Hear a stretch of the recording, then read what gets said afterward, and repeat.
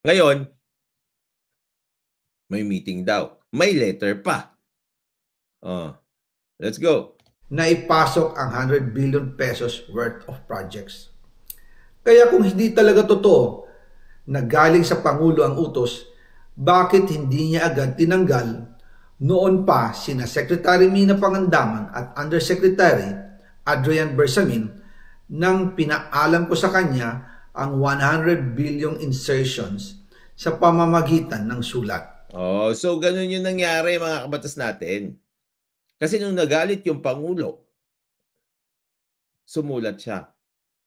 Siyempre pinaalam niya to make sure na galing nga sa Pangulo yung instructions.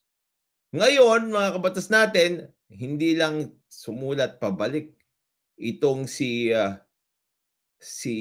Pangulong Bongbong Marcos.